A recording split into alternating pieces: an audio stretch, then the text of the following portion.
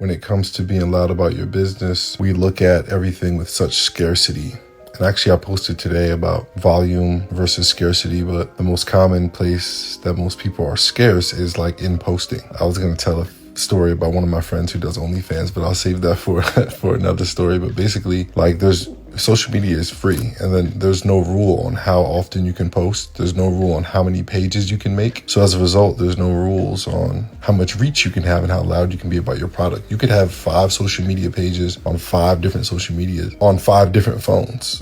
You know what I mean? And like really go ham when you're marketing. A lot of people just simply aren't going to do it, even though it's free. So, being loud and having a big brand is really only limited to your mind. I used to overcomplicate business until I started working with a lot of young entrepreneurs who were like YouTubers or streamers or had e-commerce brands, and they were making a lot of money, more money than me. And I had like this super complicated real estate business and this analytical mindset.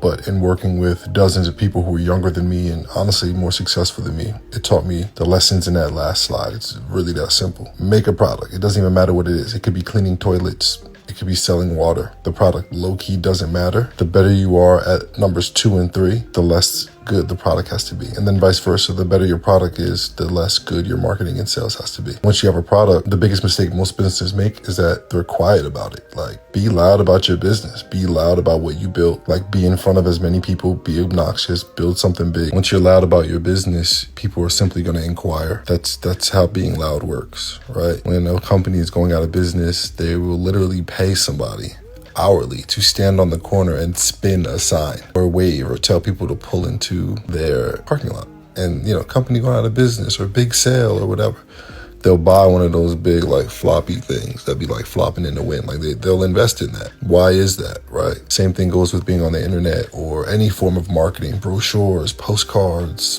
whatever marketing you can think of that gets people to see your business. You want to invest in that because the purpose is for then people to inquire. And all you need is a system of someone, if not yourself, to have conversations with all these inquiries, both over the phone and via messaging. Lastly, to bring it all together, you're simply convincing those people via message or over the phone to buy your product.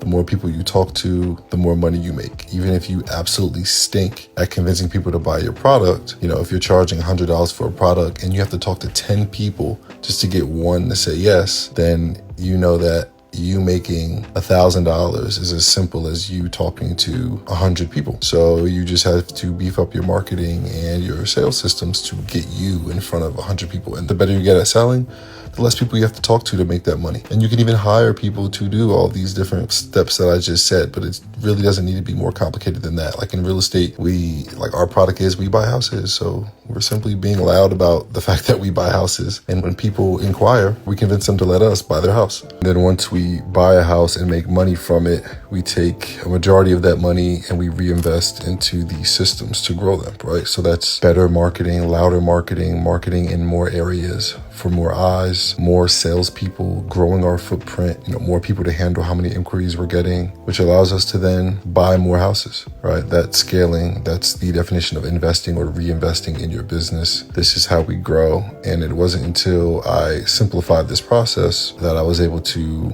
consistently grow my business, even when profitability struggles are happening, kind of like now. Revenue growth is still going up, always growing, because you're growing a system that ultimately prints money. And that's just in real estate. I love real estate. It's big numbers, but you could do this if you sell hair ties. It doesn't matter. The mechanism works across all businesses.